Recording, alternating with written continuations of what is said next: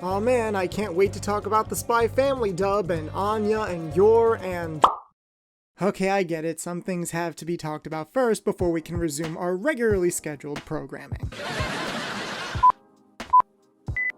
The past couple of months have seen some major changes for the industry, particularly that the Funimation and Crunchyroll merger has been finalized, with the former brand being phased out in favor of the latter. As someone who was born around the time of Funimation's conception back in the 90s, it almost feels like I'm witnessing the end of an era. Obviously, there's the usual discourse that surrounds these big corporate mergers and society, which many people far more versed in business than me have discussed on the internet already. But as a filthy dub watcher, I'm obviously wondering how the English dubbing industry will change. Let's start with the money.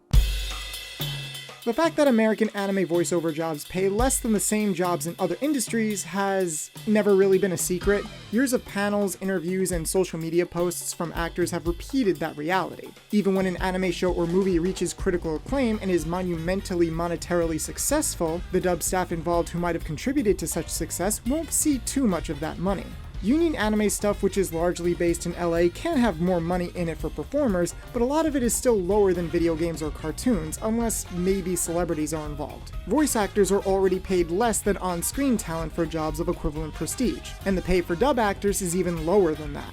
I'm gonna assume the folks subbed to our channel love anime and want the people who work on it to thrive. I think the rationale is that since Crunchyroll is now the biggest Western anime distribution company, they own the majority of new titles released. And when you combine that with prior discussions regarding underpaid translators, it's harder to put off these discussions. That's probably why there's been such a push among some actors for Crunchyroll to flip union. According to them, that would bring benefits to actors such as healthcare, mandatory safety precautions, and higher rates, minimums, buyouts, etc. Yes, there is Netflix, whose projects are all union because of their union dubbing agreement, but they're more detached from the anime community, so they tend to get excluded from this conversation. Actually, I really wanted to sit down and do a video on all this sag-aftra union stuff, but full disclosure, I really do not have enough confidence in discussing that aspect of the industry just yet.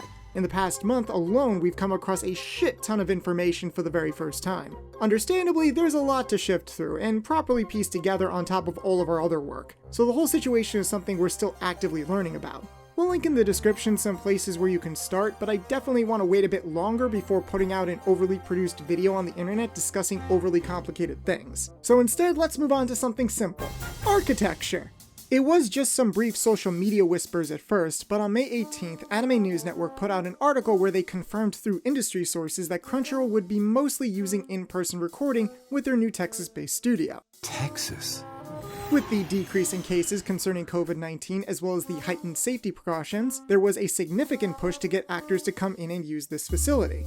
People being pushed to come work in person is by no means exclusive to Crunchyroll or even acting, as you've probably seen stuff like that in your own life or on the news for better and for worse. Studio spaces, or indeed offices, cost a lot of money to expand and renovate, so naturally you'd want to get the most out of that by having your workers, or in this case actors, come in to use it to the fullest. That makes sense, but admittedly it was becoming harder to swallow the idea that this could be coming at the expense of accomplishments from the past 2 years.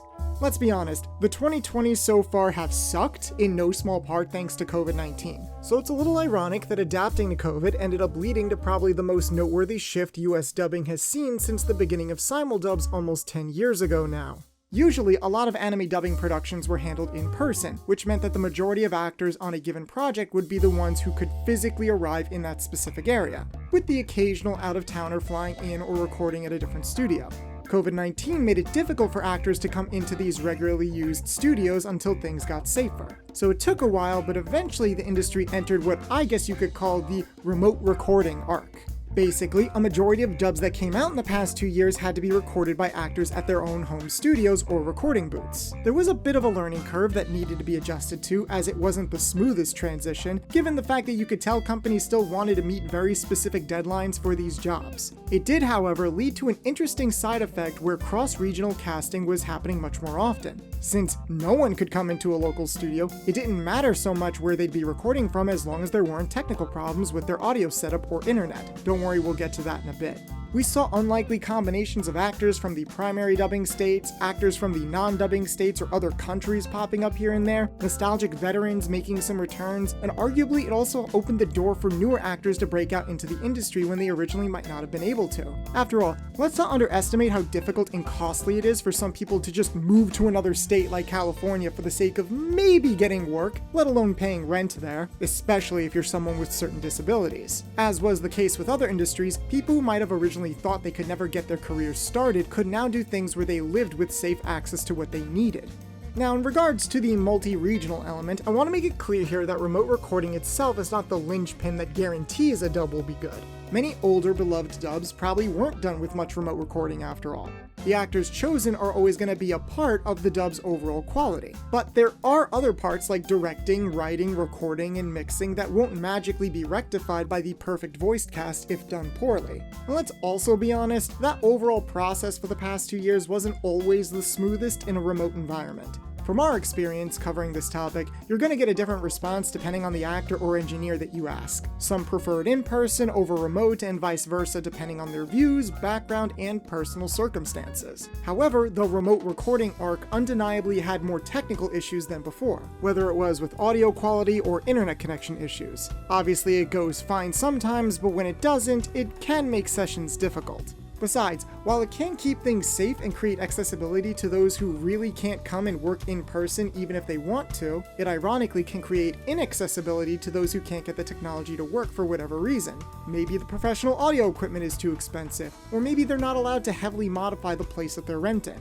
However, while there was room for improvement, you could argue we were just getting started, so it feels like a shame to cut it off completely.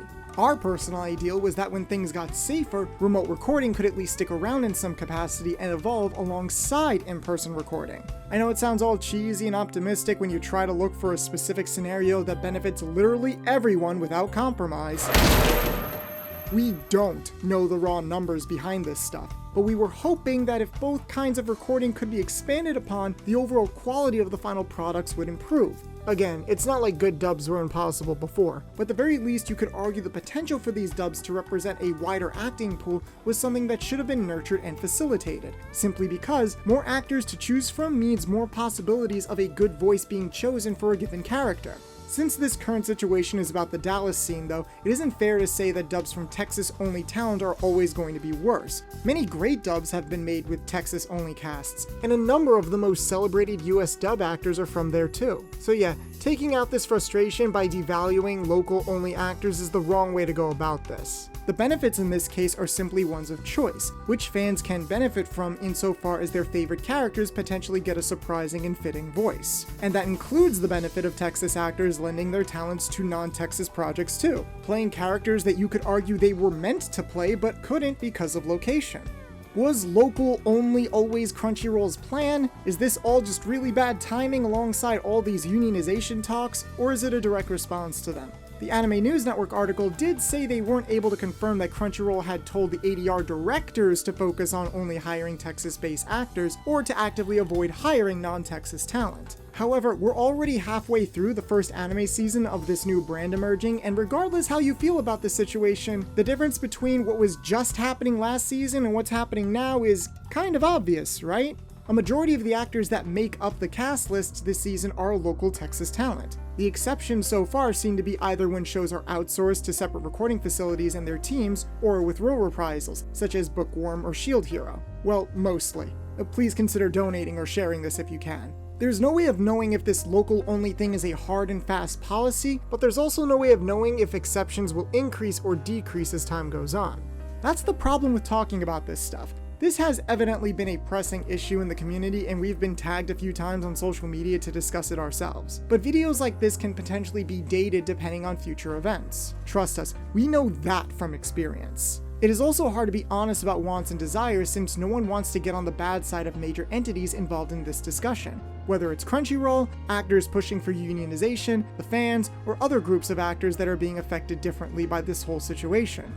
Being ostensibly just fans who spend time trying to learn about this industry from the outside, we do have some pie-in-the-sky ideas that would benefit everyone, but A, we're not in charge of making those decisions, and B, we're pretty sure things like studio-to-studio remote recording on the regular wouldn't be preferable as far as money goes. This is also why we understand that some industry professionals probably aren't as outspoken with their opinions on this as much as they might like to be, when you consider that, like with most industries, being outspoken regardless of your stance can have a negative impact on your career. We cannot control what people do, but for reasons discussed, we sincerely ask viewers to please not rush or provoke said industry folk into giving their opinion on things, because that should be their choice. Again, I want to make it clear that nothing we're talking about today means that we expect the quality of simuldubs to tank from the level they were at last season. I mean, just look forward to our video on the Spy Family dub. This simply means that the landscape of dubbing is changing from how it was the past 2 years, with remote recording and multi-regional casting. So we felt it was worth acknowledging that first before moving forward. There's still more discussions to have about these things, and who knows, we might do a follow-up in the future since nothing's carved in stone, but for now, any updates will be found in the pinned comment down below. So how do you guys feel about this new information or the discussions that have been ongoing the past couple of months? I think we can all sit here and agree that the actors and staff who work on these dubs deserve money, safety, respect, and opportunity. Now it's just a matter of getting it.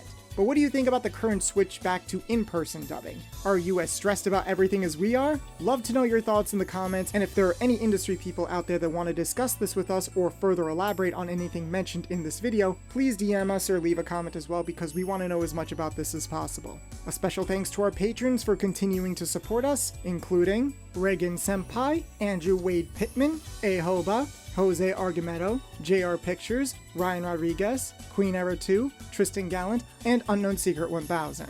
Now if you excuse me, I'm gonna go watch Obi-Wan and then finish that Spy Family script that I've been sitting on for the past 2 weeks so I can gush about Alex Oregon. Thank you all so much for watching, and until next time. Unless we get blacklisted. Hello there.